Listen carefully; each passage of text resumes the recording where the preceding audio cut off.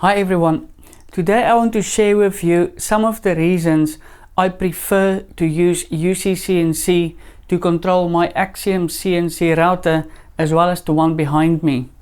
Now, the software itself will install on just about any hardware platform that supports Microsoft Windows operating systems. It will work and install on Windows XP, Windows 7, 8, 8.1 and Windows 10. But there's a compatibility list on a website if you want to check out for yourself.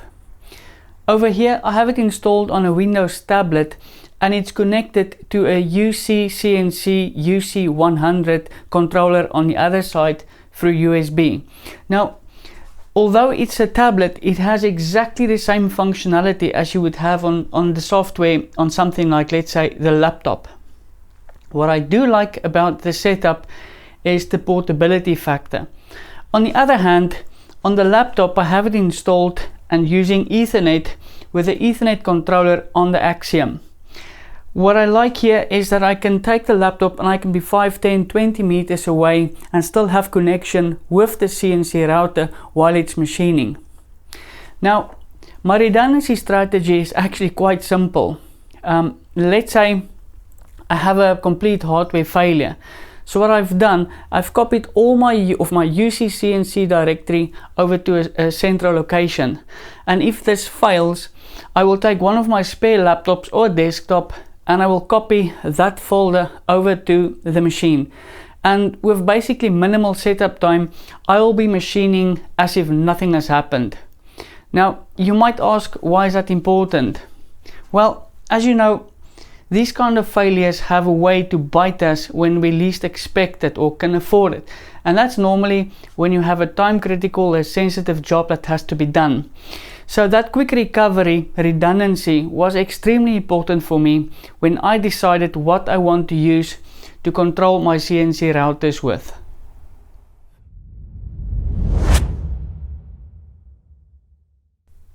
The convenience of making design changes on the fly.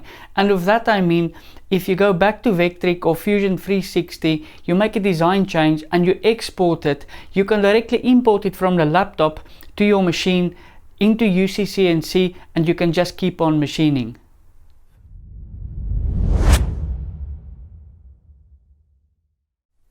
The following point I will demonstrate a little bit later, but it is basically full control over all your feeds and speeds while the machine is cutting.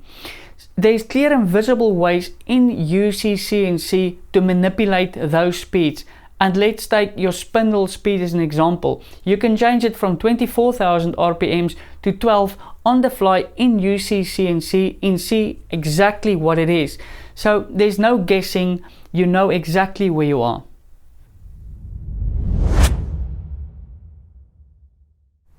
The software also allows for you to edit your G-code on the fly if you want to.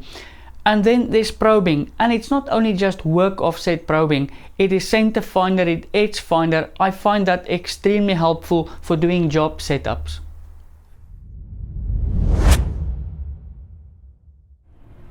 You also have full access to diagnostics and configuration if you want to troubleshoot or fine-tune. Now, you can also allow a support technician from anywhere in the world to access your machine with something like TeamViewer or remote desktop to log into your machine and either to troubleshoot or to do an in-place upgrade of your software.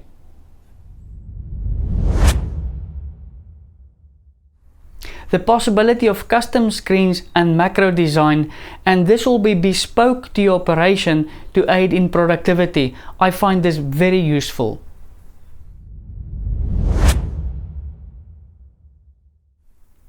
I have touched on the following point, but it's the fact that the system is fully networked. So that means you can import files locally or from a network resource somewhere else. Now, because the device is directly connected to the router, you have a real-time view of what's being machined. And that is very helpful when you do a job setup to see the boundaries, as well as when you have limited stock to optimize that stock, as well as seeing or identifying possible crashes. Now, I call that what you see is what you cut.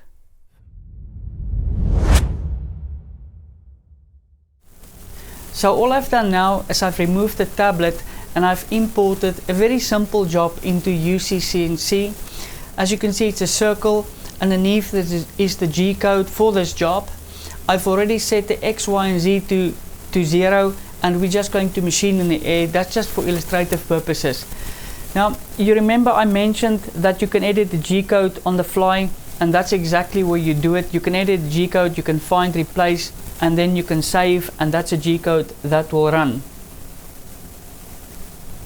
I've also talked about custom screens and screen modification. Now, well, every time before you start to work, or before I start to work, I do a touch off just to make sure that my touch off probe has connectivity, and you normally check that in your diagnostics. So what I've done, I've created a LED on the main screen, so when I touch it, I test it, I can see that the LED is being made instead of having to go to my diagnostic screen, touching it off and then check to see that the probe is being made. So it's a simple modification, but it saves a bit of time, and it's just easier to see it on your main screen. So what I'm going to do now is I'm going to start this job, and I'm going to show you how I manipulate the feeds and speeds while it's machining.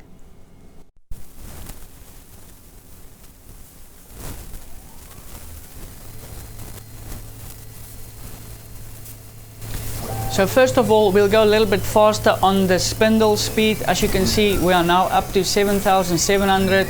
I can take it all the way to 9,000. 13,000 is no problem.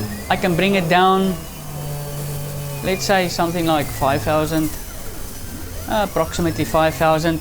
I can also adjust my feed rate. I can go up. As you can see, I'm now at 1,500, 17. I can go even faster, 2,000, or you can come down completely all the way. So that's how easy it is to manipulate your feeds and speeds dynamically and to have a visual representation of exactly what's happening. There's really no guessing about feeds and speeds because everything is just here for you to see.